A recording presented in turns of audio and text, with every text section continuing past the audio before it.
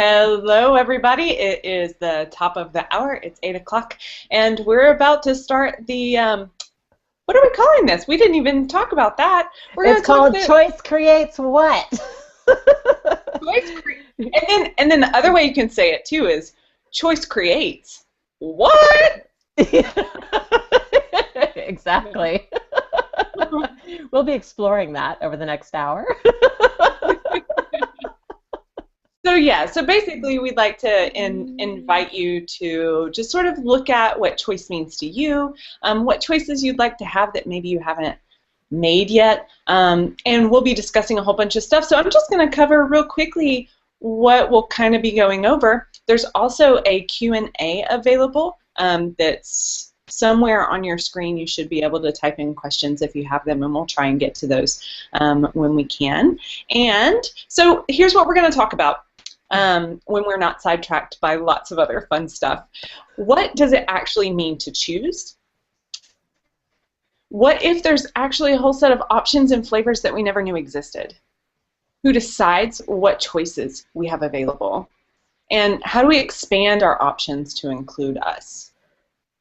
So, do you have anything else you might want to add to that before we start, Heather? I'm looking down at her at the bottom of the screen. I'm sorry.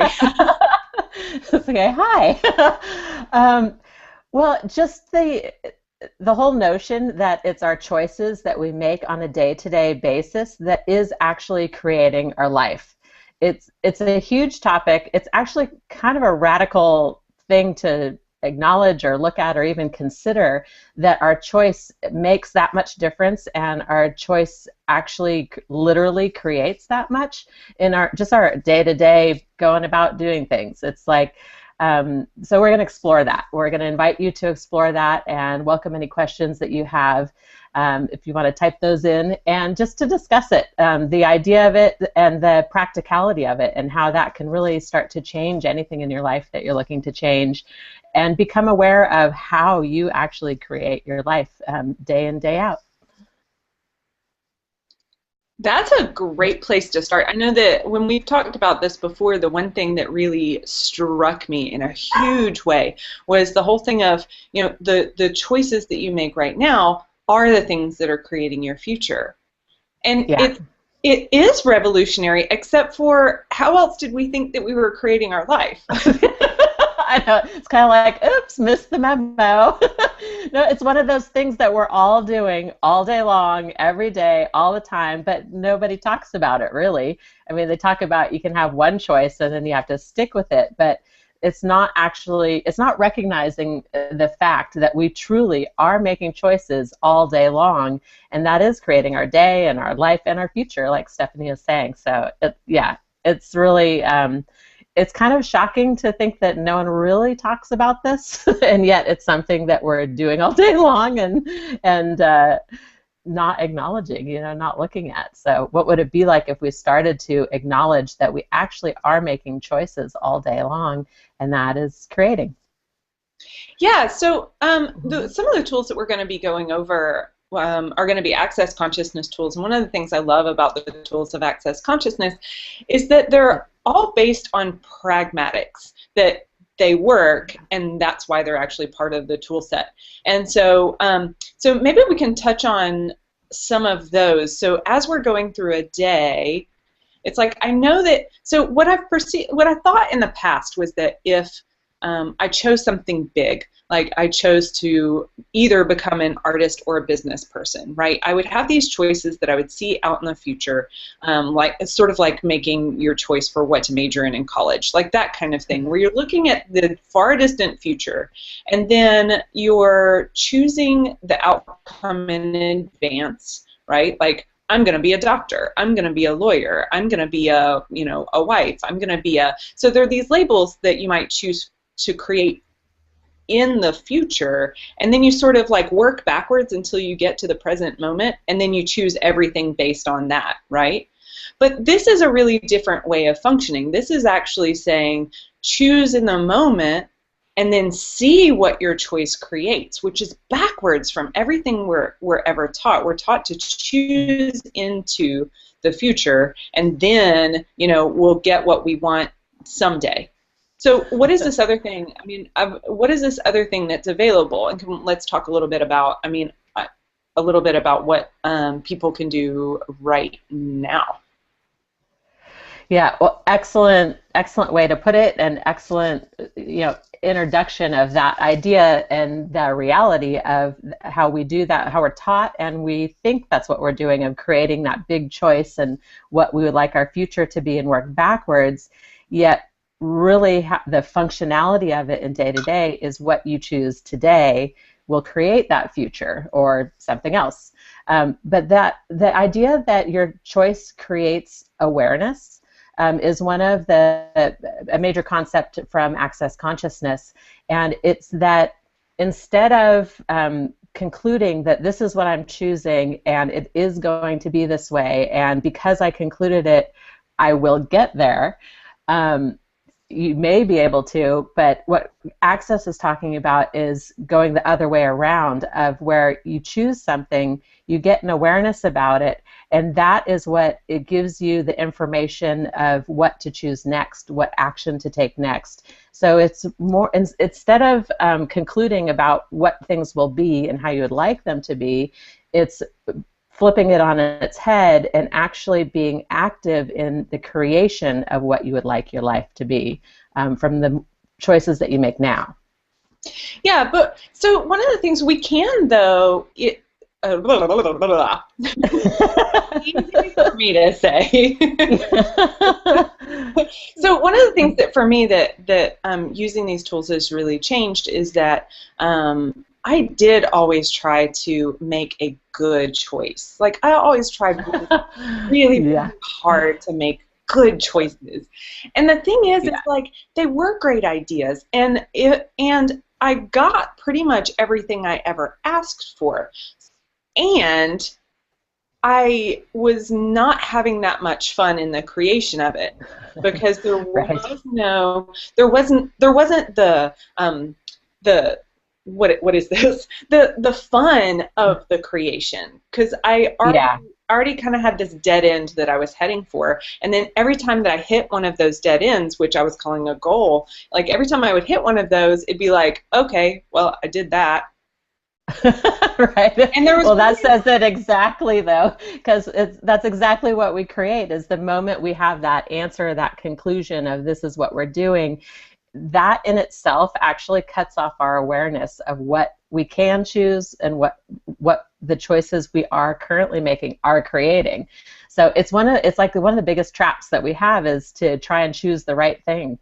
It's like, what if there actually isn't a right or wrong with what you choose? Because absolutely everything you choose will give you an awareness of something, even if it's like, oh, that's not a good choice. Or, oh, that's not really creating what I would like. It's like, that's the thing. It's like the moment. Have you ever had, like, the moment you choose something, you just know it's not a good choice? Like, I don't know, somebody asks you on a date, and you say yes, and the moment you say yes, you're like, oh, that does not feel good. That's really not a good idea. I really should not have said yes. So, but that's an exact example of how when we choose something, then we get the awareness. So what if just because you said yes doesn't mean you have to stick with it? What if you actually can choose again? And that's another thing that we're taught so often, is we have to stick with our choices. We have to make the right choice, and then we have to stick with it. So what if that's one of the biggest lies that we've ever been told, that we've ever bought into, is that we have to make the right choice and that we have to stick with the choice? So I don't know, Stephanie, if you want to talk about the Access tool with that, with the 10-second increments of choice. Yeah, you're going to go someplace else. Yeah, there were about 5 million different directions that were available just then. And so the 10-second choice is a great place to start. So yeah, thanks for that. So there's this thing that's kind of fun, and I just recently used it whenever I was in Venice on a trip. And so for a few days, I actually did this tool for the entire day, and it was so much fun, and it took me to places that were unexpected and delightful, and left me with a absolute grin on my face for the entire 4 days that I was playing around with this tool. And It's that every 10 seconds, like it's a new 10 seconds. What would you choose now? Okay, and that 10 seconds is up. What do you choose now?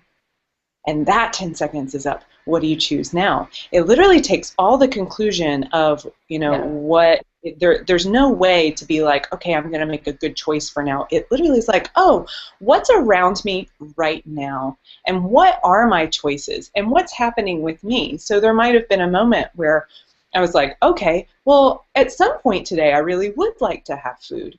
I wonder and then asking a question, well, where would my body like to eat? And what would be delicious for me? I'm here in Italy, like what kind of magnificent food is available? And just asking that question and then continuing to ask, okay, now it's a new 10 seconds. Where would I like to go? What direction would I like to turn? Oh, that's an interesting person. Would I like to talk to that person? Would I not like to talk to that person? Oh, there's a restaurant. Would I like to eat at that restaurant? Would I not like to eat at that restaurant? Would I like to walk towards that restaurant? Up, 10 seconds is up. Do I still want to walk towards this restaurant? And it was really that much just what now, what now, what now, what now, what now. And it's a lot more like how little kids function. You'll see them running in one direction, stop mid-tracks, and run a completely different direction. And I did that more than once on this.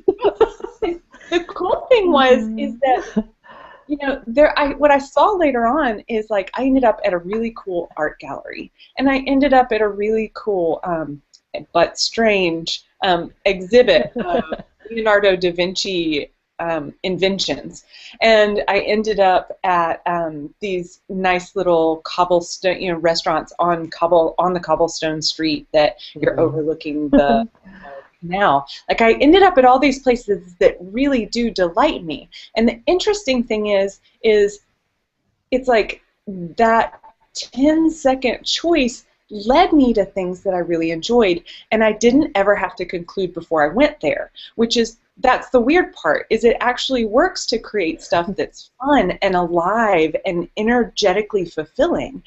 And that's the magic of it. That I always thought that you had to conclude in order to create a reality that was fun for you. I didn't know that you didn't have to conclude and it could create that much magic. Yeah. Well, and that is the magic of it. Well, when you follow that joy of like what, and you have that question that you said, what would I like to choose right now? It's like, how often are we choosing for someone else, against someone else, because of someone else, in spite of someone else? Like there's so many choices that we make that's not based on our own point of view and what we would truly like to choose. So that playing with the 10 seconds of choice is really like puts you in the computation of your life, and really starts to consider yourself and what you would like to choose and what you would like to have going on, and also the adventure of it. Like that's one of the things that I love about it, is it's the playfulness and adventure of, okay, if I don't have to stick with this choice for the rest of my life, like what would be more fun? And like that thing of like, when someone asks you out and you say yes and it feels heavy and feels awful and that's not what you'd really like to choose, it's like, use that indication to make a different choice. It's like, how many choices have we made in our life that it felt so heavy and so like, oh my God, I know this is going to be horrible and I don't wish to choose this, and yet you go ahead with it. It's like, what if you didn't do that? What if you actually stopped and it took another 10 seconds and chose something else?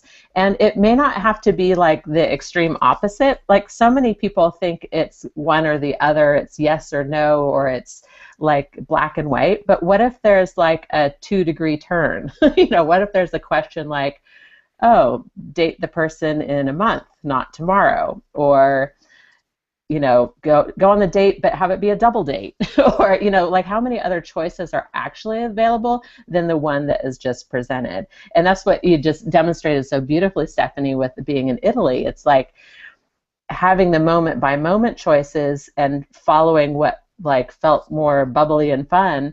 It's like it led to more fun. It led to more interesting things. So that thing of our choice creating an awareness as soon as we choose it, it's like that heavy and lightness of it is a great way, because if you choose something heavy, it's going to create more heaviness in your life. And if you choose something that makes you feel light, you're going to get more lightness in your life. So that's just, it's another access tool of heavy and light and following the energy that just, it makes it so much easier to figure out what you'd like to choose and what to choose. So, cool. How's it getting better than that? Yeah. So real quickly, the heavy and light really is another, the funny thing about these tools is that they sound so simple that it's almost like, well, is that a tool? Like, what are you even, what do I do? And it's like, there's not a long drawn out process. It really is, you know, when you look on the, when I was in, and we'll talk a little bit about the practicality of every day too, because I know you can say, well, you were in Italy on vacation, like you really had, you know, you could do anything you want, but what about in my everyday life? So we'll talk about that in just a second too. This is just really easy because it's, you can see how clear it is instead of how tangled it can sometimes get when we try and include other people when we're not used to practicing choosing for ourselves. And so, you know, in that case, it literally was like, oh, I look left, I look right, I look straight ahead, and there'd be one direction that literally would feel like a breath of fresh air. It'd be like, oh. And that, to me, was how my body was showing me light. And so you may experience it in a different way. So playing with it will give you a lot more awareness. You can try it with food, and that way you'll get a lot of feedback with food. If you look on a menu, and you look and you're like, ooh, ooh, try that one and see what happens. See if it tastes amazing, and then you can try something that you look and you go, ooh, you know, and see what happens. You know, you're not risking anything. You know, at most you spend a few bucks that you're like, yeah, I spent $5 and didn't enjoy that. But it'll give you a lot of information on how to tell what your own light and heavy is, because all of these are what works for you. Some people do use muscle testing, so that's always a possibility. But the light and heavy really is, you know, kind of easy, where it's just like, oh no, I know to go this way. Oh, I know to go this way. Oh, yes. And sometimes it will be, I say yes, and then it's like, oh wow, that yes now doesn't feel like a yes anymore. Okay, now what can I choose here? And I love how you said, Heather, that it's not always a 90-degree turn. That was so brilliant. That sometimes it's like, wow, that's interesting. I can trust me. It was a yes. But now that I've said yes, what I said yes to exactly is a little bit wonky. So what is it that was wonky about that yes, and what would actually make this choice light again? Or is this a choice that can be light? And if I, you know, do I need to turn out around 90 degrees? That's fine too. But it's like, okay, cool. Well, wow, it was a yes. Was it a yes to go to dinner, and then it was like a no to a date? Was it, yeah, you know? You can just start asking questions around it. Was that it's going to turn out that it's a bad night to go? Was it just that it was the wrong day? Was it just that it's the wrong time? Was it just that, you know, there's all sorts of stuff that you'll actually become aware of when you do say yes. You'll literally basically go yes, and then it's like you get a whole bunch of information about what's happening on that day, how you're going to feel on that day. Like you'll get a whole bunch of information. And when I say you'll get information, it's not always cognitive. It's not like all of a sudden you'll be like, well, wow, on that Tuesday it's going to rain, and I'm really going to like my hair, and I'm not going to want it to get wet. You know, you'll just have this sort of like, it's not super heavy, but, you know, there's something a little wonky about meeting outside, you know. Yeah, that's a really important part of it, is it may not be cognitive. And besides that, that you're usually going to find out after why your choice was correct or incorrect for you. So again, that thing of you get awareness after, but if you follow it or not, it's like you'll continue to get the information. Like, you know, if you go on the date with the person and you choose to go 2 weeks later than you planned, then you find out, well, that's when their current girlfriend just moved out. So he really is single. Or, you know, who knows? I'm just like making this up right now. But you find out the information that you are missing of why it wasn't going to work or why it wasn't a good idea. So you do always get more information later as well. And it may not be cognitive. It can just be an energetic that it continues to feel light or feel heavy, but always you'll get awareness eventually in one way or another. And it could just be awareness about yourself too, that it's just not something you really want to choose, even though you thought you did. Or it could be all sorts of things. Yeah. But the point is that you will get awareness, and you'll keep getting more awareness as you follow your awareness of the energy. Yeah, and the willingness to play with these things, it literally is the Yeah. more you play with them, the more information you'll get, and the more you'll see how it, again, I can't stress that enough, the more you'll see how it works for you. Because how it works for you is going to be different than it works for anybody else on the planet. So we can give you the tools. The tools definitely are usable by everybody. But they'll show up differently for everybody, which that's also kind of fun, where it's like, oh yeah, you know, my light and heavy were backwards for a really long time. And so I was like, oh, okay, well, that's kind of weird. Okay, my light and heavy are backwards. So what information is there? So I did a whole bunch of stuff and got what the awareness was around, you know, the light and heavy being backwards. I was actually backwards. I was looking the wrong. I was always looking behind me. So how does it get any better than that? So yeah, it's like, oh, okay, well, you know, that's interesting. So so we've also asked. So we've talked a little bit about what it means to choose, and choice being in the 10 seconds. And choice literally not being a conclusion set out in the future, but just something we do moment by moment. Heather, what do you think? Is this an area that we need to talk about, maybe like what people do with their families or at work, or including other people? Or should we just move on to, you know, having a whole new set of, like, what sets of options have we maybe never considered? No, I think let's talk a little bit about family and work and the day-to-day things like that, and then go into the stuff that we've never considered. Maybe that'll lead into it. But the practicality of it with the day-to-day making choices, when it includes other people, if you have kids or a spouse or whatever it is, or at work, the thing is, when you start to choose what works for you, ultimately it also usually works for everyone else, because most people tend to include other people in their life. They have people they care about, they want to make a good impression, they want to take care of people, they want to have people in their life and do things for them and be around them and stuff like that. So you know, a large majority of people are already in consideration of other people and what would work for them and how they would like things and stuff like that. It tends to be that so many of us don't include ourselves with the things that we're choosing. We make our life totally about other people.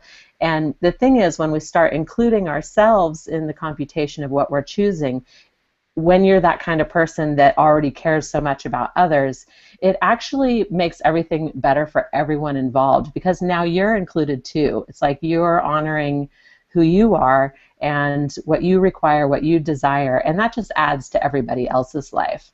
So,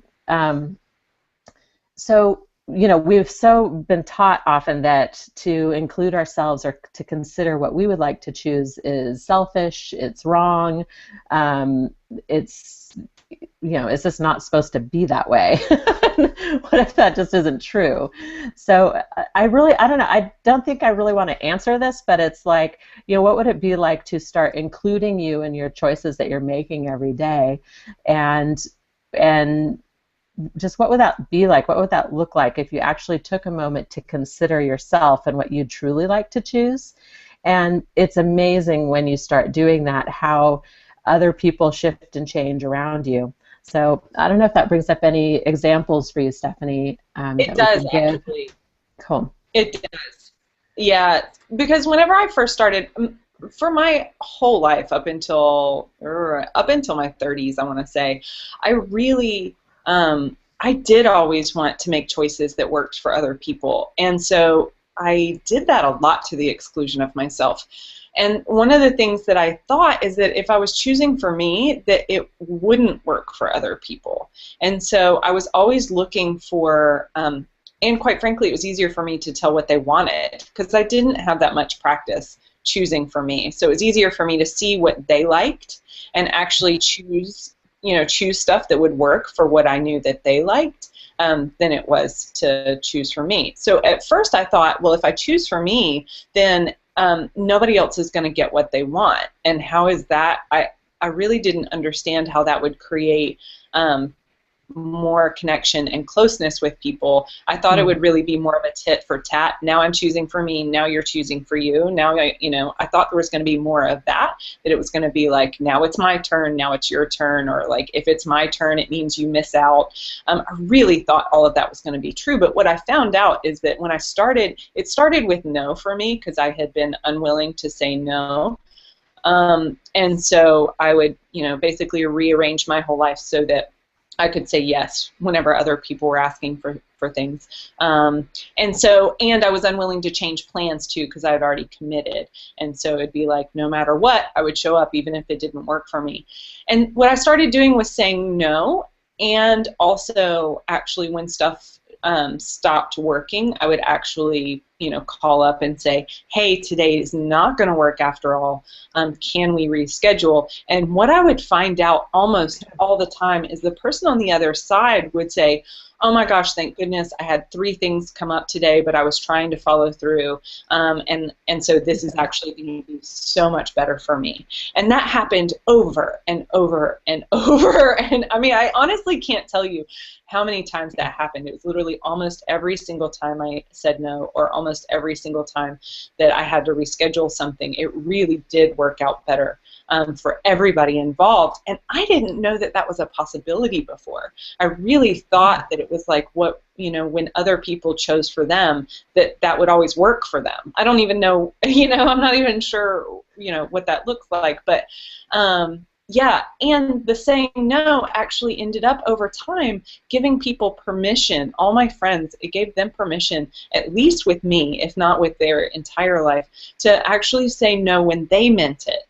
which meant that like they got the choice and the freedom to be them and show up more as them. And if it wasn't something that was going to work, they got to say no.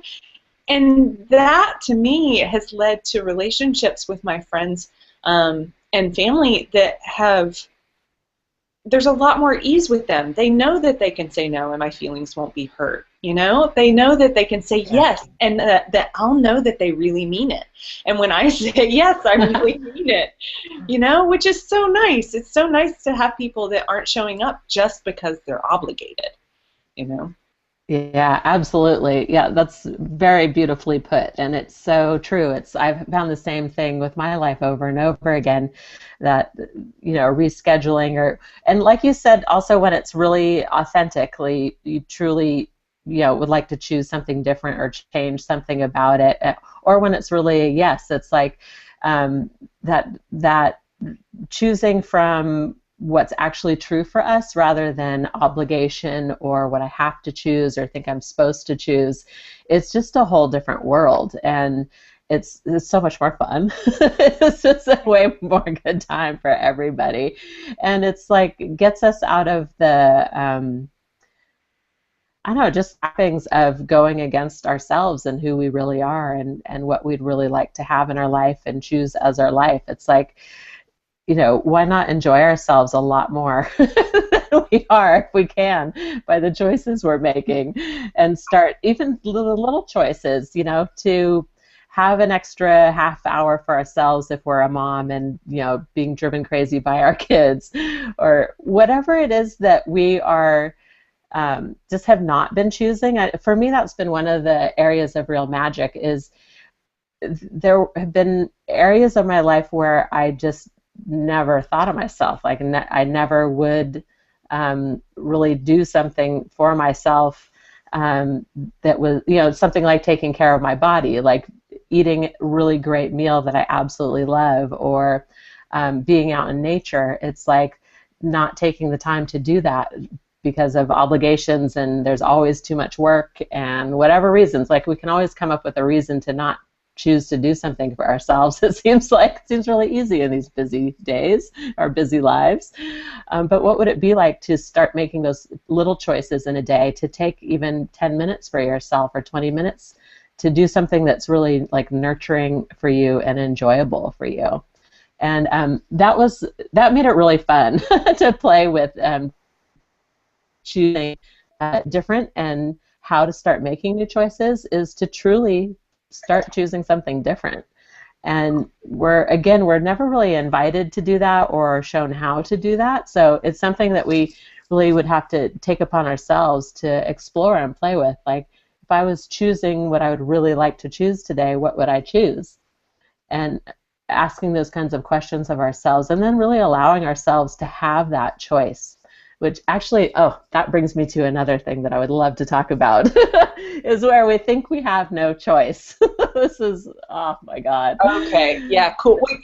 Wait, that is amazing, and I love where you're headed. And I would actually like to put another tool in here right now, which is that if I choose this, what will it create?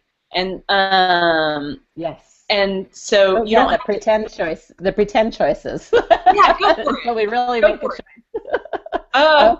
Okay. You can go. No. I like where you're going with it. Okay. So thanks. So if I choose this, what will it create in 5 years? So we choose 5 years because that's something that you can't calculate. You can't like make it linear or like figure it out, right? 5 years is just way too far in the future. So if I choose this, what will my life be in 5 years? You ask that you could do it with anything. I mean, you could do it with the meal that you're choosing. You could do it with a piece of clothing that you want to purchase. You can do it with a date. You could do it with anything. It applies to absolutely everything. And you just, whatever it is that you're looking at choosing, you ask, if I choose this, what will my life be like in 5 years? And get the energy of that. See what you notice come up. And then say, okay, never mind all that. So I'm going to choose again. If I do not choose this, what will my life be like in 5 years? And then get the energy of that. And that is how you can start to navigate how your choices are creating your life. And there is no right or wrong answer with that. It's basically whichever one like feels better to you and is lighter and you like better, no matter what the energy is like. If you choose that, that's the energy that you'll start creating in your life, and the things that match that energy will show up. So it's a really fun one. I love that tool. That's one of my favorites. I use it all day, every day, pretty much. And it's a great way to really start acknowledging that you are aware, and to also develop your awareness of energy and of what your choices are creating.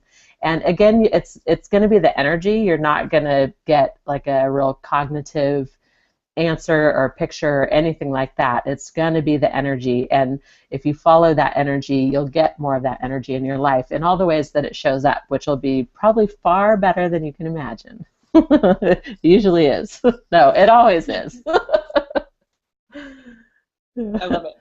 I'm like, how does it get any better than that? Just throw another tool in there for you. Yeah, another great question. So when a choice isn't working out so well, you can always ask, well, how does it get any better than that? And when a choice is working out far better than you ever imagined, you can also ask, how does it get any better than that? So that you continue to expand on the energies that are bringing you joy and whatever other stuff that you're having fun with. Cool. So you were going to talk about, and I really liked it. I mean, it was really good. You were going to talk about when you what to do, or what it's like whenever you don't think that you actually have a choice, or where you think that you only have, an either or choice, or like I have this choice or I have this choice. And so I personally would love to hear you talk a little bit. Cool. Thanks. Yeah. So I know some of the hardest times that I've had in my life is when I think I have no choice, or no choice but this one thing, this one direction, this one situation, this one person, and it's just that in itself is always a lie. We always, in every moment, actually have infinite choices available to us. It's just we're not taught to ever acknowledge that or consider that we have more choices than, you know, chocolate ice cream or vanilla ice cream, and we're out of chocolate today. You know, that's usually how people are given choices. You know, you have one choice, right, and you're supposed to stick with it. So just that. That in itself, that having such a limited number of choices available to me always made me feel heavy and always made me feel so stuck and really made me unhappy in a lot of ways. And one of the interesting ways that that came up for me was when I was having a hard time with my husband, and I don't even remember what it was about or what was going on, but it was basically just feeling like I had no choice, and I was miserable and unhappy and felt totally stuck, and I couldn't choose anything else. So I was like, well, wait a second. What if that isn't true? And I started using some of the Access tools, and I said, okay, well, what if right now, just in this very moment, I allowed myself to have infinite choice? I could choose anything right now today. And frankly, at first, I was actually like not willing to do it. I was like, no, I can't choose anything else. You know, I must stay with it exactly as it is. I can't even consider choosing something else, right? So forget that. Okay. So I kind of went to the extreme, and I went, okay, what is like the thing that I really think I can't do right now? Okay, divorce. I think that's the worst choice I could make, right? That I'm not allowed, can't do it, it's totally wrong. So I said, okay, right now I'm going to totally allow myself to choose divorce right now. Whatever it looks like, whatever it takes, doesn't matter, that's what I'm choosing.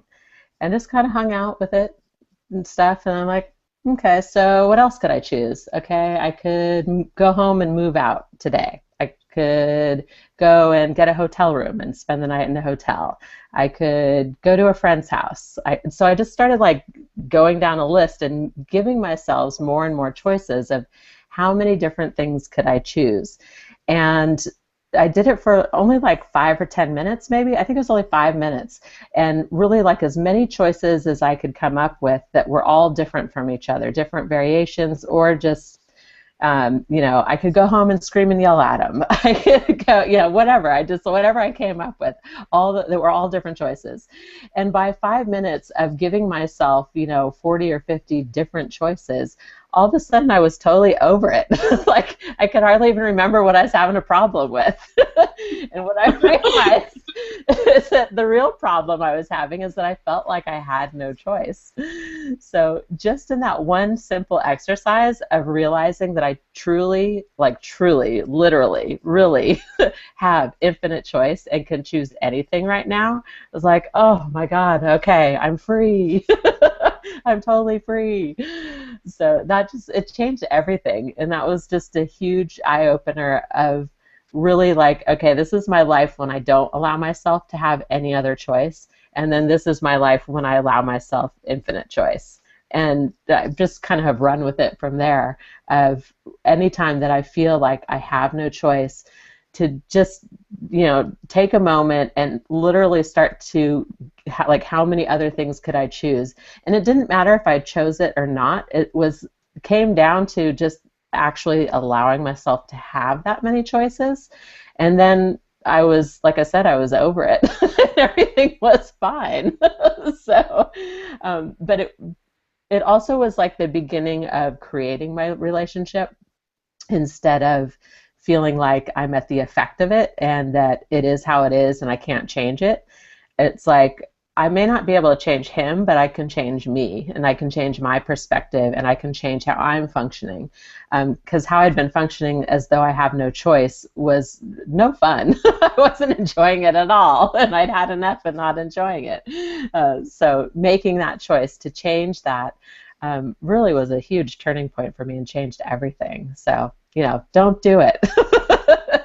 Don't make a different choice. You're not allowed. Yeah, whatever you do, don't make a list of all the different possibilities that you never knew existed. Don't do it. Yeah. Don't do it for your family. Don't do it about money. Don't do it about your body. Don't do it about, Yeah. like to live. Yeah, everything. It really can apply to anything and everything. And so, how much fun could you have with that too? It's like, what would it be like to play with that and sit down tonight and take a minute and take an area where you think you have absolutely no choice and just write down all these different things. And the thing though of actually truly allowing yourself to have that as a choice, to me, that was the key. It wasn't I mean, it was theoretical because I was just like going through my head with it, but I also was like literally allowing myself to have that choice. I literally could go home and pack my things. I literally could go stay at a hotel. I literally, so it's like truly allowing yourself to have it as an actual choice, and just see what that feels like. I was like, instead of making a list of choices that you know you can't choose. Right? Yeah, yeah. That's not what we're talking about. Yeah. Well, I can't You're already doing that. And I can't choose this, and I can't choose this. Yeah, yeah. Where it's like, what? Wow, what? I recently was at a market on a Sunday, and we were asking different people, if you had 10 seconds left, what would you choose? Bringing back that tool, but we were asking people that, and it was really interesting playing with the kids and seeing how they played with it, and there was one little girl, and it was literally like, you have 10 seconds left, what would you choose? And she's like, I want $100. I was like, great, you have 10 seconds left. What would you choose? $1,000. And she was like, great, you've got 10 seconds left. What would you choose? To ride a unicorn. It's like she hadn't predetermined that she couldn't have these, and she was totally willing to have them. And then there was another little kid that came up, and we're like, okay, you have 10 seconds left. What would you choose? And he goes, and he looks at what's on the table. And he's like, okay, what can I have? And he's like, one of those water bottles. And I'm like, I give it to him. And I'm like, okay, cool, you've got 10 seconds. What do you left? What do you choose? And he's like looking around again. He's like, except for now, the only thing that's not the water bottles is like, flyers and stuff, like nothing that you would want to take home with you. And that's where his choice had gotten limited. He literally was like, what can I have that exists in front of me right at this moment? Where the other girl was literally like, well, I wonder what I could have that's not even, that I haven't even seen as like physically seen as a possibility yet. And that made me really look at, wow, where am I only looking at what's in front of me as the list of choices that I have available, instead of really a list of anything. And it got me to start looking more at, wow, what have I not allowed myself to ask for? And including things like stuff that when I was a little kid that I was willing to ask for, like world peace and, a thriving planet and all of that kind of stuff, which I had somewhere along the line determined that I couldn't have, so I wouldn't ask for it anymore. And so I started opening the door to the other things that I could ask for that I had shut down a long time ago. And so making that list and really allowing yourself to have it. So I would sit there and be like, okay, cool, what if the planet really was thriving, and allowed that to actually seep into my body? And then I was like, wow, can I have that now, please? Yeah.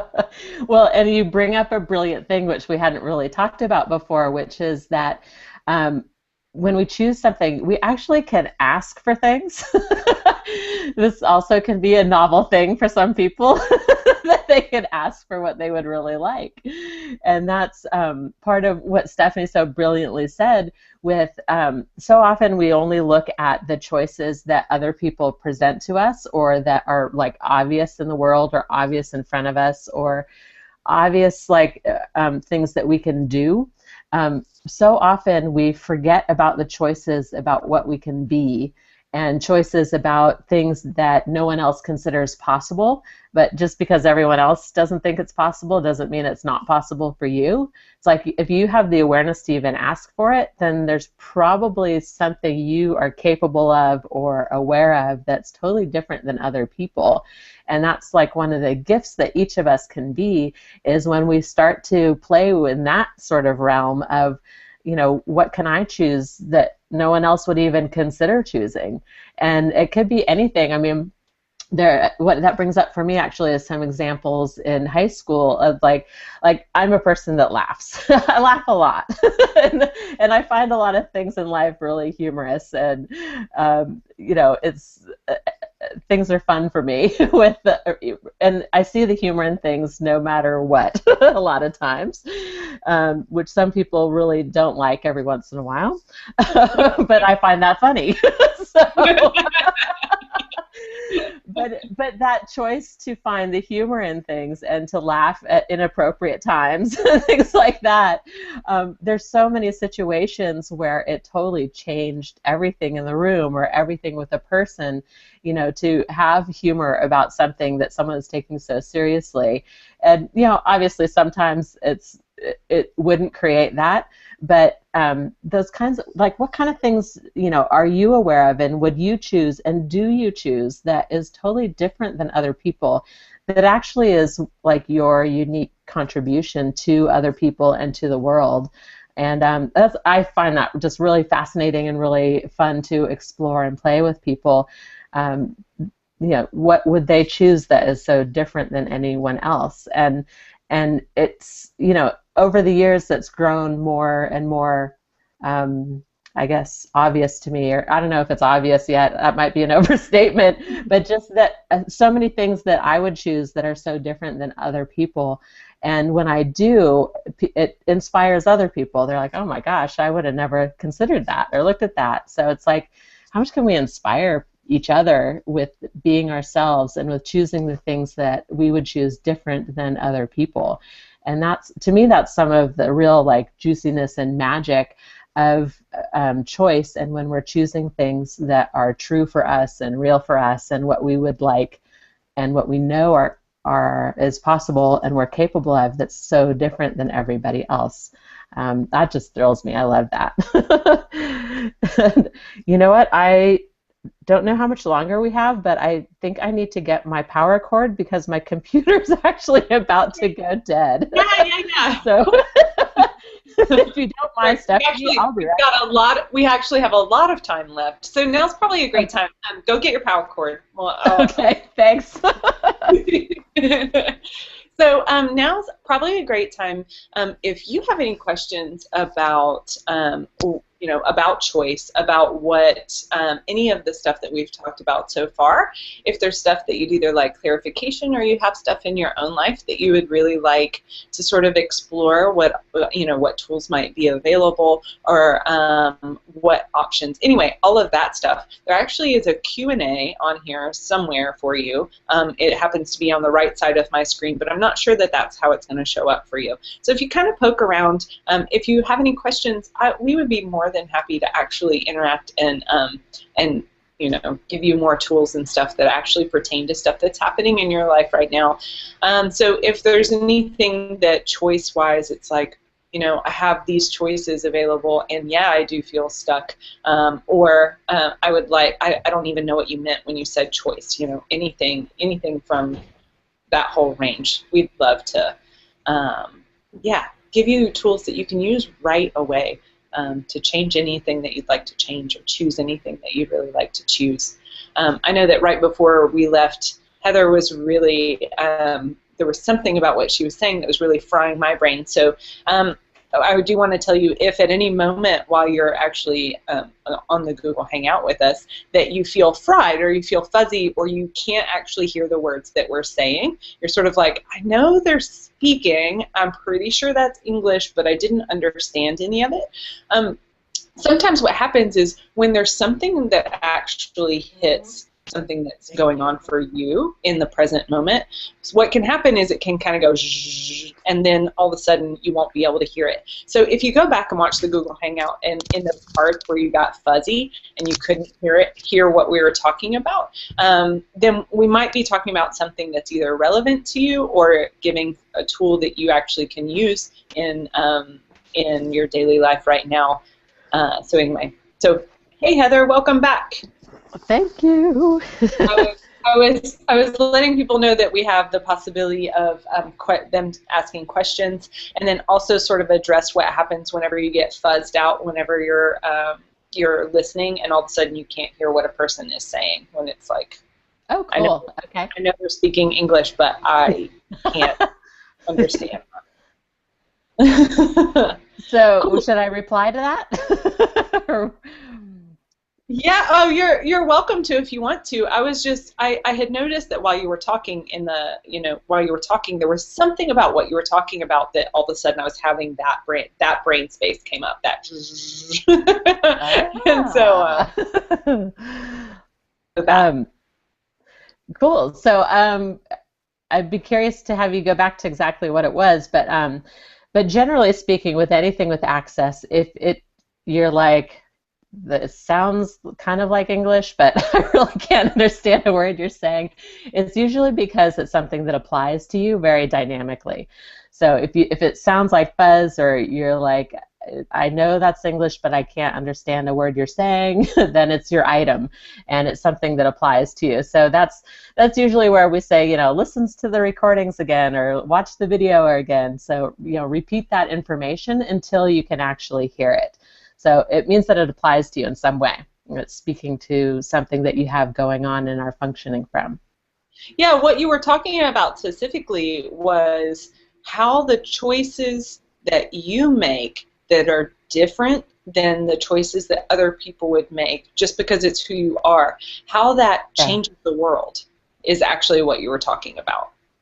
Ooh, cool, yum. I love that subject. That's like one of the funnest things for me is that topic, and that just for me, the interaction with other people of like, what is it about them that's different than me and different than anyone else? It's interesting and exciting, and I love that. That's the fun part for me. So I don't know. What about that? What makes you fuzz out about that, or what does that bring up? I don't think it's actually mine. Is there somebody listening who's fuzzing out? So one of the things earlier I talked about how my heavy and light were backwards, and there was this Yeah. really funny thing that for a long time, and it became really obvious whenever I was going out to dinner with a bunch of other people. I would order off the menu and I would use my light and heavy, but the funny part is that I would get the meal and then I'm like, oh, that's not actually what I want. Like, that doesn't actually feel good to my body. And the person next to me would say something like, oh, that's what I was going to order. And, and I'd be like, oh, well, do you want it? And they'd be like, yeah. I'd be like, cool. And I would give it to them, talk about 10-second choices. Like, I know I don't want to eat that. Here, you can have it. And sometimes they would have ordered for me, which was always really funny. So there would be, a lot of food swapping. But it's that being, like, sometimes we're just really aware of what other people are thinking, what other people are feeling. And so when we go to make choices, sometimes we're actually using other people's information to make choices. That might be a little advanced, but there's a tool for that, and it's who does this belong to? So I started asking that a lot. And so when the fuzziness came up, it was interesting because I did ask, I said, who does this belong to? But one of the cool things about doing classes and stuff is that I'm really aware of you guys' I'm really aware of the people who are here. And so when something happens in my body or in my world, I'm like, oh, okay, cool. Is that mine? Is that someone else's? Is that just an awareness? Is that something that we can look at here while we're doing, giving this information and all that kind of stuff? Is there some information that we can actually expand upon here? Because there's something that did something interesting in my universe. So you can always use that. Yeah. So who does this belong to for any thought, any feeling, any emotion, any physical sensation in your body? Anyway. Well, and just to continue with that conversation too, it's like, I don't know, maybe the people watching and listening haven't ever considered that their choices could make that much of a difference or do make that much of a difference. I know it's so easy to think it's like, politicians or superstars or, actors or rock stars or just you have to be famous or something to be a person that your choices make a difference, or you have to be super wealthy or something, usually something that we're not, right? It has to be something that we currently are not being or doing that is the one that has the powerful choices. But what if that really isn't true? It's like, what if your choices that you make on a daily basis actually do make a difference? And I think we're so I don't know, we're not encouraged, it seems like, to value ourselves that much or to consider that we could make that much of a difference. But it's like the things that inspire you that maybe no one else is inspired by are the things that change the world. I mean, all of the truly innovative changes in the world is from people following something that they love or something that they really care about, and choosing something that no one else would choose. But they would, and they did, and they do, and that is what creates the innovation and change in the world. And with Gary Douglas, the founder of Access Consciousness, and most of the people that really are involved with Access, that is what's valuable and important to them is that we do choose what's valuable to us and use those choices to start to create our lives and create the world as we'd really like it to be. And not make ourselves subject to what everyone else is choosing. It's like, what if what other people choose doesn't necessarily apply to you? And yeah, all of that's I mean, what that brings up for me is that when you're in school, you're taught that a few things. One of them is that the heavy thing, the hard thing, the thing that takes the most work is the valuable thing, not the thing that for you is fun or easy or light or just is completely entertaining or interesting to you. You're taught that the harder it is, the more valuable it is. And basically what we're asking you to look at is, what if the stuff that's actually easy and light and fun for you is actually the stuff that will completely change the world? And that's just choosing to actually honor what's fun for you and choosing a fun life. It's weird because it's like, I always thought that choosing the stuff that was hard work and the stuff that I had to struggle to do, that was actually what would contribute more to the world. And it's turned out to be absolutely the opposite of that. Right. Well, and I just say, at the very least, you end up happier. So when you start choosing what's fun for you, it's like, at the very least, and that in itself can make a world of difference. Oh my God, there's so many miserable people in the world. It's like, good God, how do you get up? But that's my point of view.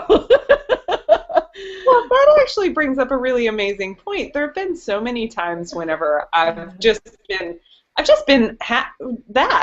happy, and I'm walking down the street, and how many times people will stop in their tracks, and like either just stop and just like, oh wait, that's another possibility, or like, who is this alien? No, I'm just kidding. Or they'll be like, oh yeah, I'll have some of that, and you see that it literally changes, like it changes their body, it changes everything. Like they'll have been walking like this, and all of a sudden they're like, oh, happy, and their shoulders will relax, they'll giggle, and then you see them take that with them as they go about their day.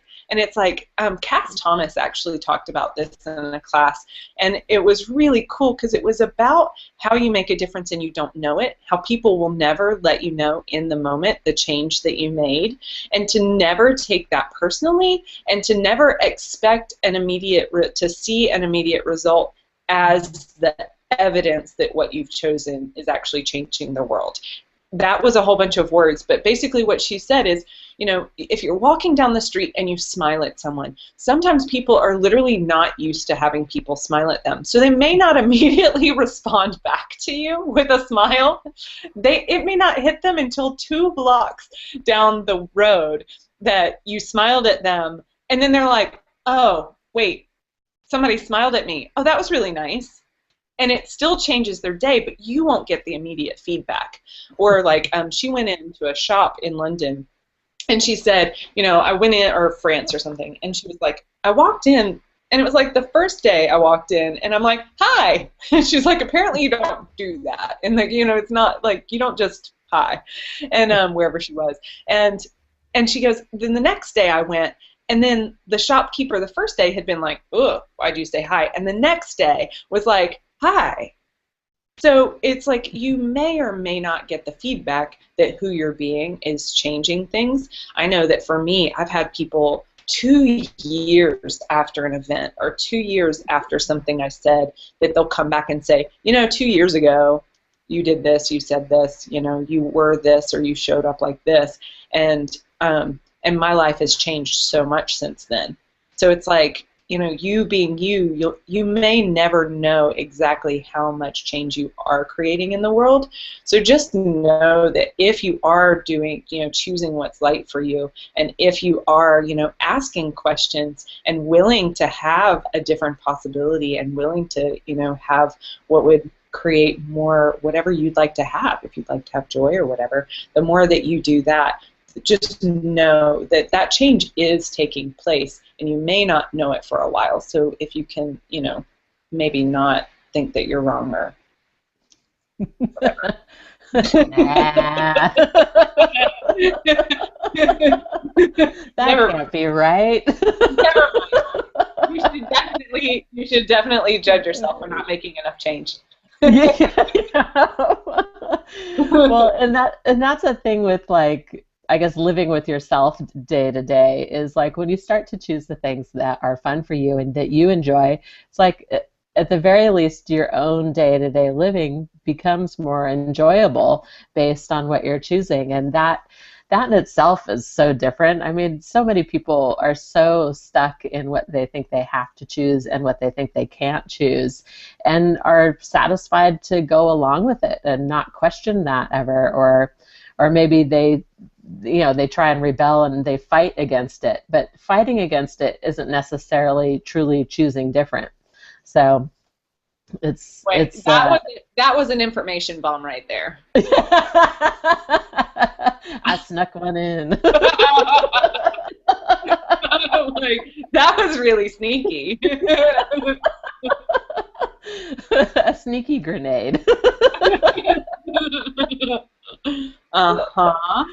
Okay, so if choice, so like as a teenager, there's that whole thing of like, in order to have my choice, I had to choose against somebody else's choice to prove that I'd made a choice and that I wasn't controlled by anybody. So you want to talk a little bit about how, like, if I'm like, yeah. Yes, I could talk about that. Yeah. I was like, I just blah blah blah. I was gonna throw some stuff out. No, that's good. I'd really rather hear you talk about it since you threw it out there. Yeah. Here's the grenade back. Catch. Grenade hot potato. Yeah. Yeah. So, oh gosh. Well, it's I'm not even sure where to start with that. Well, some of it is like we have the idea that to really choose what we would like means we have to choose against other people, but that is such a narrow spectrum of all the choices we really have, and again has nothing to do with us because it's all about choosing against the other person. So really, when you choose against someone, it's all about them, and it's all about reacting to whatever they're doing. So you're not in the computation when you're fighting against what other people would choose, which is kind of an interesting awareness that that's what's really going on, is when we're fighting other people. Yeah, I think I got, so that part where we were both like, choosing against, it's sort of like, so, you know, I probably at that point would never have said, oh, I'm choosing against anyone. I would never choose against anyone. As a matter of fact, I'm always trying to choose for someone. And so the choosing against probably at that time wouldn't have really read. But there was this thing like where my parents were doing business, and I saw the places that business wasn't working. and not in that the business itself wasn't actually working. That was great. It was more like what it was requiring of my family that wasn't something that I wanted to choose. And so instead of just saying, wow, what about that isn't working? Again, it's looking at the whole picture and then going, is it really business that's not working? Is it really business that's creating this in their life? Is it really business that I need, that I'm, that I don't want? Or is it something else? And at that time, I didn't have that level of just like, it's not discernment, it's like that level of awareness of all the things that they were choosing and what it was that I saw that I didn't want to choose. So I chose not business, and which ended up really sticking me. And so that was a choice against. It wasn't really against my parents, it was against what I saw, where it's like it required so much time and required that they, that they interact in a certain way that I was like, I don't want that in my life. And so it was like, but I thought it was business. I didn't know that it was actually other choices that they were making that was creating that. I didn't know that they could have business right? And so I just put it all in one basket together, and then I threw that whole basket out. Except for the thing is, I really like business. It's actually fun for me. I like creating stuff that other people, that helps other people, or like create. It's not even that. It's like it creates more in other people's lives, or adds more beauty to people's lives, or is like fun for other people. So it's fun for me to create that stuff, and that's actually what business is in this reality. That's how it's like we create stuff, and other people want it, and then like we play around with that, and so. That's really different from what my parents were choosing in business. So the choosing against doesn't always look like, I hate you, I'm choosing against you. Sometimes it's just like that there's some piece of somebody's world that you saw along the way that was either causing, pain or suffering or unhappiness in your own life or unhappiness in theirs, that it's like, oh, I'll never have that, except for if it's, if you kind of squished it together with some other stuff that wasn't true, you might get stuck with that decision and not be able to create. In my life, for instance, I had to clear a bunch of stuff before creating business was actually working for me, because I had made all those decisions back when I was 15 and thought that business was the source of all misery. Right. Well, which is, beautifully brings back to the beginning of the conversation where we were talking about conclusion and how we had thought that we have to conclude to create and to choose, when really that's what sticks us and limits us and creates that world where we think we have no choice. Because if you're choosing for something or choosing against it, it's like that's just two sides of the same coin. So that that exercise that we got to later of like, if I wasn't doing this like my parents, but I was doing it how I would do it, what would I choose? And applying that with anything. If I was dating how I would date, how would that be? That's different than my friends. Or who's looking for dating? That's listening to this. I keep going to dating examples. They're like, I haven't dated in decades. That's so funny. You're welcome to, whoever that is, you're welcome to ask questions. And maybe we're just spilling out what you need to know already. What would it take? That's so funny. Actually, and we could have fun with that, because the choosing people to date or business partners or all that kind of stuff, that could be a fun place to play if that's actually that creates. What would that create? What would it create? I don't know. That kind of lost my train of thought with that. I think that might be a level 2. Yeah, a little more advanced. So, sorry, guys. So choice back creates awareness. I'm more aware now. Yeah, fabulous. So that thing of like throwing the baby out with the bathwater, though, is where we choose against something, so we just totally exclude that from our life because we won't have it, we won't do it, we won't be it. It's like everywhere we conclusion about what we won't be or we won't do or we won't have, we're cutting off whole areas of possibility. And the thing with choice and with playing with everything we've talked about today, it's like if you start to allow yourself to have those things as a choice as well, it doesn't mean you actually have to choose it. It just means it's something that you're willing to add to the menu, because life is crazy, and there may be some circumstance or some situation where having that as a choice would actually contribute to creating whatever you'd like to create.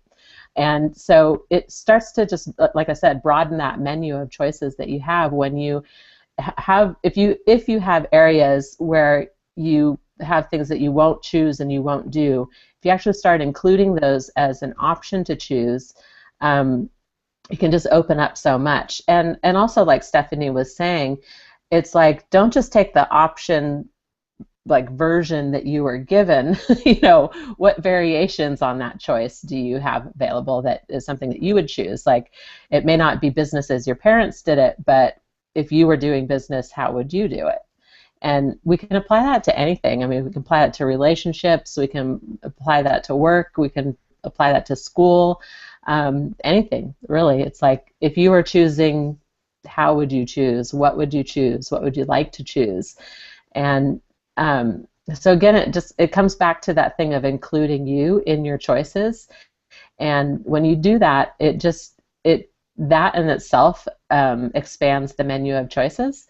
But that, and then including all the things you said you'd never do or can't do or believe that you can't do or have or be. Yeah, the be. I was like, I was looking at that, the stuff that, I'll never be this, I'll never be that, I'll never be this, and what that does. I mean, I know that for me, one of the things is I always wanted to be nice, like that was really important to me, that I'd be really nice and sweet, and which, whatever. Anyway, but the thing is it's like that may work. Except for there are times, like you mentioned, that sometimes it's like there are times whenever that's not actually what will work for you. If I'm walking down the street and and there's somebody that is looking to harm me, does nice work in that situation, or is something else completely required? Some energy that I wouldn't necessarily choose to be in my everyday life, but if I've already determined that I will never be that, then I don't actually have the option to really stand up for myself if that's required. So, what I had already decided sweet didn't include energies that were, it just didn't include really like strong, potent energies that could be used in, in a circumstance that was dangerous, right? And so it's like, I would like to have those available if it's what's required, because oftentimes if you're willing to be what's required, it won't actually be required. Right? Yeah, absolutely. That's the funny part of it, the universe's sense of humor. But yeah, that's like, oh, you're willing to be that? Okay, never mind. Yeah. Yeah, well, and it's interesting too, because when we decide there's things that we won't be, so often that like pulls into our life people and energy and situations and circumstances that actually like use that or take advantage of that, or create things that may not be so fun or so enjoyable. So would be and have available to say or to do or energetically to be, it's like those things don't happen. Those circumstances just don't show up because you're not an energy that invites it in, basically. and even if it does show up, you're willing to be whatever it takes to handle it or change it so that it doesn't turn out as horrible as it could have if you weren't willing to be those things or say those things or do those things. So it's it's a much more dynamic and powerful way to function when we're willing to be any energy and have anything available to us. It's a really potent way to be, because it's like, we can be nice and friendly and stuff, and if you have that available to in 2 seconds turn around and have total killing energy, someone who would like to kill you probably won't mess with you because they recognize that, oh, oops, I thought this was a little nicey nice girl. I was mistaken. Yeah, actually, that story that has happened, with more than one person, where it's like that, where they've been willing to be that energy, and people have literally turned, or come towards them and then turned around and been like, oh, and then left. So anyway, that's the willingness to have all choice, which that's huge. Like, you're not controllable when you have all choice. So it's not something that people rear their children to have. It's like, so schools don't want you to have all your choice. Your parents, they care about you, but really you're not easy whenever you have all choice. You're not controllable when you have all choices available. So it's like, but it could be fun for you. And then if you and then if you choose to make it easy on your family, you can choose that, but it's not required. You're not stuck in that, I have to make it easy for my family, so I have to stuff myself in whatever box they require of me, which is nice, because then again, when you show up, you actually show up as you in a way that's really generative. I know it's really changed my family dynamics with my parents and my sister and stuff, that willingness to like really show up. And whenever whenever there's a choice, in the times that I've had to say no to them, which I never would have done, it's like I do it without guilt, which was something I also had never done. I do it because it's just the choice that I need to make. And then I know that whenever I show up, I don't have to shove myself in a box. But if I choose, this is the not choosing against. It's like, but if I choose to show up, and then if I choose to be easy, it's like I'm not choosing for me. It's just that I recognize that what I've chosen is to be easy, right? Did that make any sense? I feel like I left a piece out there. Where it's like, before I didn't have a choice. When I wanted to be nice and I wanted to be easy, and that was the only choice that I would give myself, I always felt like I was left out. I felt like I was always left out of every choice that was being made, and that I had chosen to not have what I want, right? Like that was actually my choice. I chose to not be seen. I chose to not be valued. I chose, all of those things. And it was like suddenly whenever I was willing to be any energy, say yes, say no, be nice, not be nice, be a brat, be whatever, all of a sudden it was like, oh no, I actually do enjoy the part where I let my mom choose where she would like to eat. That is actually fun for me. And even if it's not a place that I love, having her have what she wants, sometimes that makes me happy. And so instead of it not being a choice, like it being a choice against me of like, well, whatever you want, it became, oh no, this is actually a way that I enjoy being, and in this 10 seconds, like allowing you to choose and having this kind of ease in the family, that's actually what would work for me. Yeah, that's beautiful. It's like, it's amazing how just our change in perspective about who we can be and our just totally change everything. And it's interesting because on the outside it may not look that different. You may continue to choose things that to other people look like the same kind of choices, but you're doing it from such a different space and such a different way of being with it that it's a totally different universe for you. And that's the power of using all of these tools and playing with it and allowing yourself to have more choice. It's, again, you may not like show up totally different as far as letting your mom choose dinner over you, but it will be a totally different world in how you're functioning. And then it will show up in really fun and interesting ways with the people around you too, because it's, in this world we're never invited to truly be ourselves, and when we start to include what we would like to choose and choosing what works for us, we start being who we really are.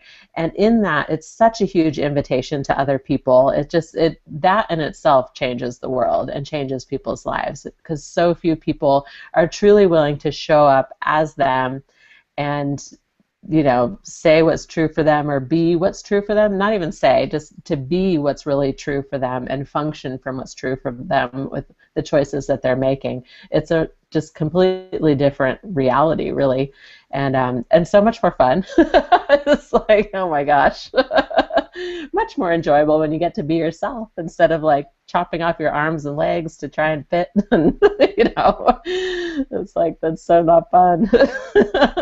And I know we've all done it so many times. Definitely, definitely, definitely. Cool. So, I mean, we have another 10 minutes left, and I'm sort of wondering, it's like, if we could, it's like I want to give some more tools or sort of go over the tools again. So if there's anything that for you sort of stands out. Well, let's just start with the, 10 seconds of choice. So what if no choice is good for longer than 10 seconds? So, there's a lot of different ways to play with that one and going through your day. You can actually just take 5 minutes or something of time and literally do it 10-second increments of choice of, okay, what am I choosing right now? And make that choice, be it turn to the right, turn to the left, stop and close your eyes, whatever it is. It doesn't matter what you choose, but make a choice. That 10 seconds is up, and then make a new choice. And do that for 2 or 3 or 5 minutes. And, and see what you notice and see what shows up for you with that. And it's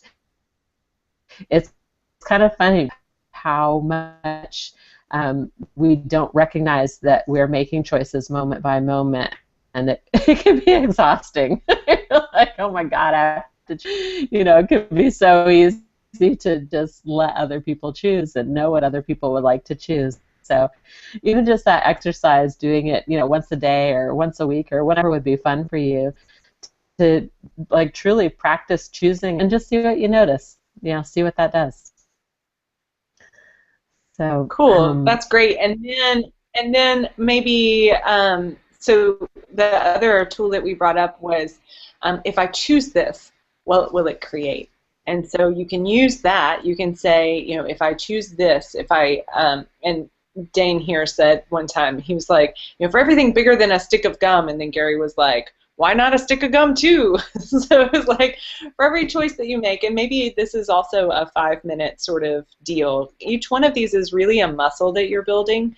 So you may do it for a little while and then forget about it and then remember it and do it for a little while. Every time you do it, it will increase your awareness and will actually contribute to you creating the life that you'd like to have. But if there are anything that you're currently looking at changes you'd like to make or choices that you would like to choose, if anytime that you look at them and go, okay, cool, so if I do this, what will it create in my life in 5 years? And then if you want to play, you can go, and what would it create in my life in 10 years or 20 years?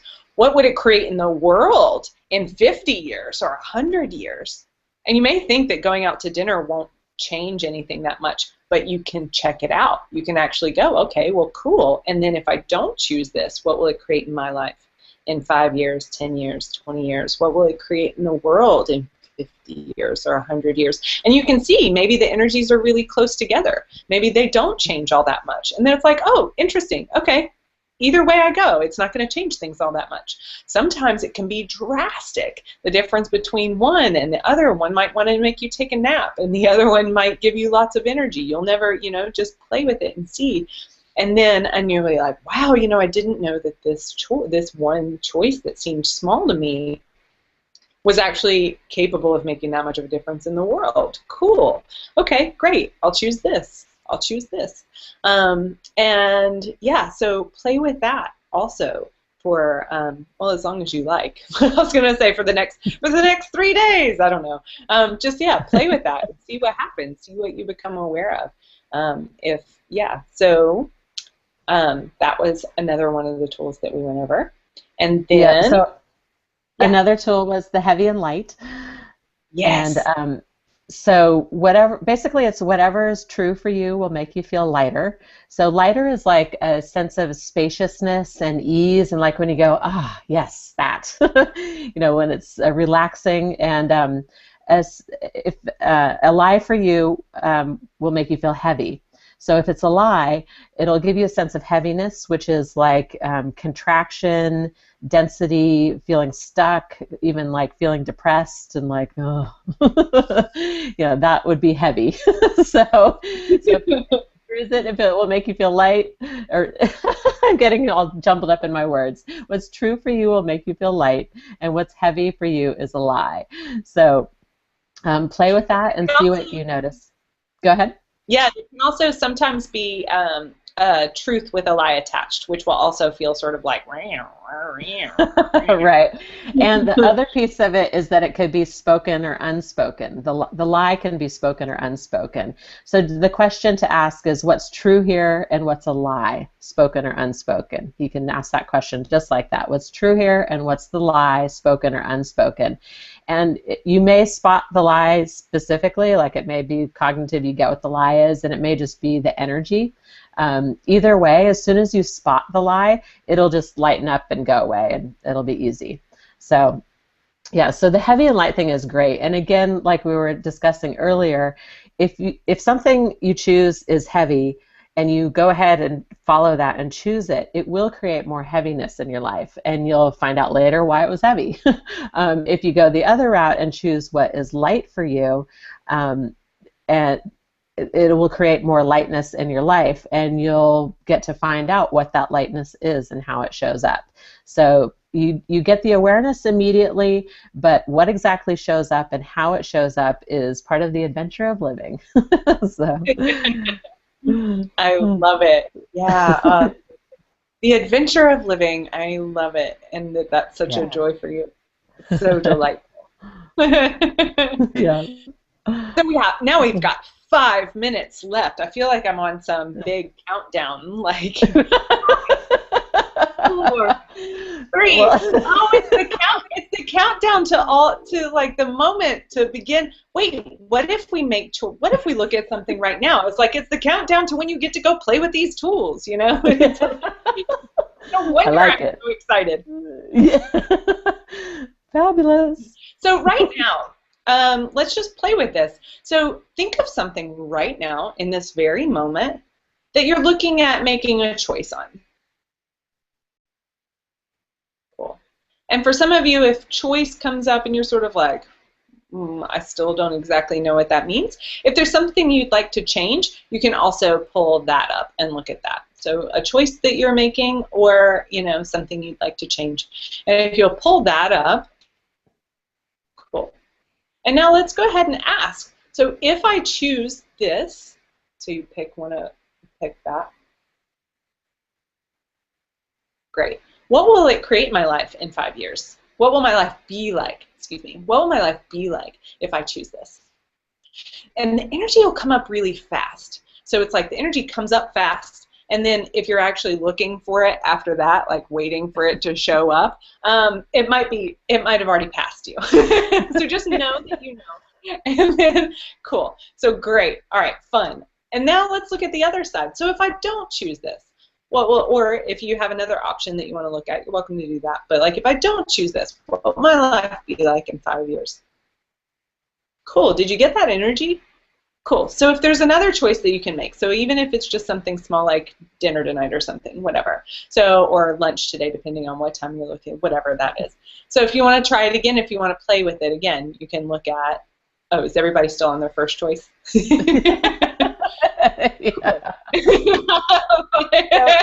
So let's just say, so with the first choice, let's just look at that for a second more. So what if it could be, this isn't like a really cognitive mental exercise, this is like choose for the fun of it and see what you notice.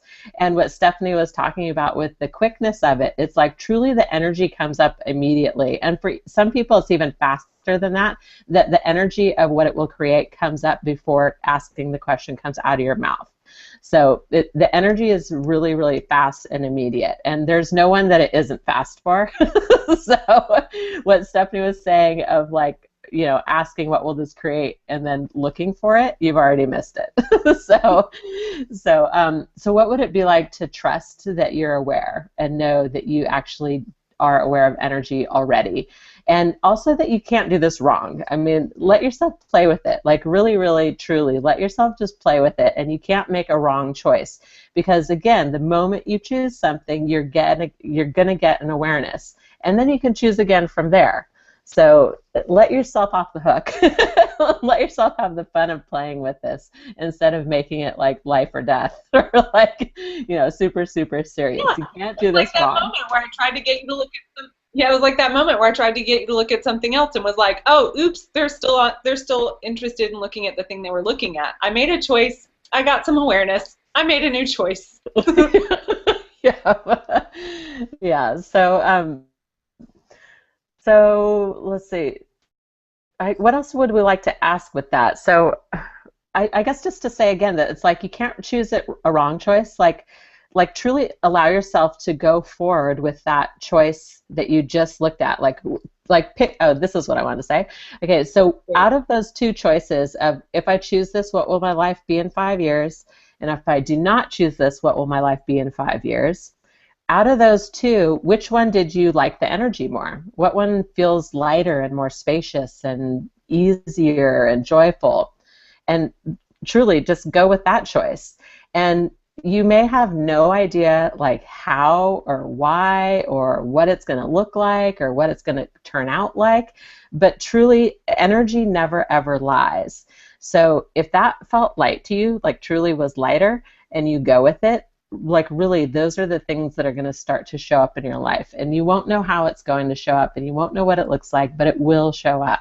So it's as you recognize that and you start to notice the things that match that energy of that lightness of that choice, it'll give you the awareness of, again, what you're choosing and what that's creating. So it's a way to follow your awareness and follow what your choice is creating by following the energies that match that choice. So when you go forward in your day, like later today or tomorrow and the next days, anything having to do with that subject that you're making a choice on, if the energy matches that lightness, choose it. Even if it doesn't make sense, and even if you like can't believe it and you're like, what is this? If you actually do it and choose it and go that direction, more of that lightness will continue to show up. So that's kind of, I guess, technically how it works. That was really, thank you so much. That was so great. Anyway, yeah. Thank you. You're welcome. I'm like, I'm gonna go play with that now. Yeah. Cool. So thank you so much. It's been such a pleasure having you guys with us. Do we have any more? Oh, so both of us have websites and different stuff. Heather actually has a really amazing site. It's called endingptsd.com. It's for anybody who anybody who has PTSD or the family of people with PTSD, and it gives you tools immediately that you can use to create more ease and to actually start changing that right away. And then there's also there's a link to her Access site as well that'll have. Do you have your classes and stuff? Do you have any classes and stuff up on there? Yeah.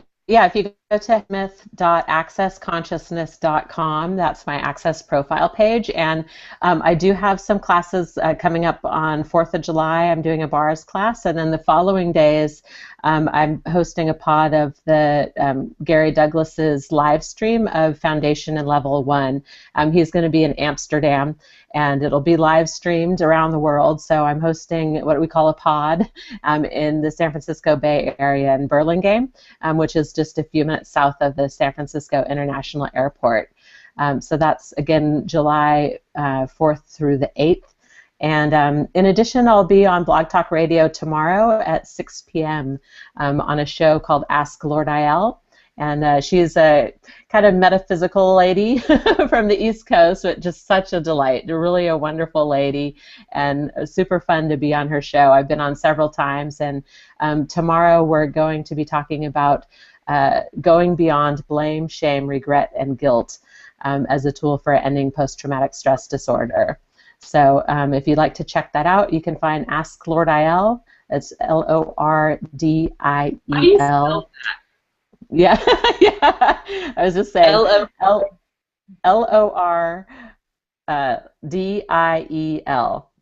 Lord IL. So Ask Lord IL on Blog Talk Radio tomorrow at 6 p.m. Eastern. Awesome. Thank you for that. And then you can always find me at stephanie@stephanierichardson.com. I've got a list up under events.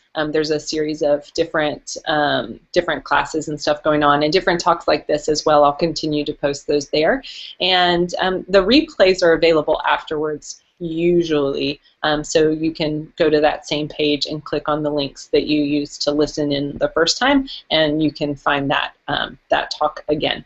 And then I also have the Stephanie Richardson stephanierichardson.accessconsciousness.com. Right? That's how that works? Yeah, yes it is. Yeah, so heathersmith.accessconsciousness.com. You kind of like snagged out whenever that came up the first time. Okay. So anyway, yeah, so thanks for joining us. And if you have any questions, please feel free to contact either one of us. And yeah, anything else? Not that I can think of. Thank you all so much for joining us. It was really a pleasure to be here, and thank you, Stephanie, for inviting me. It's always so fun with you. And what else can we choose that we never considered? I wonder. All right, ciao, guys. All right, bye, everyone.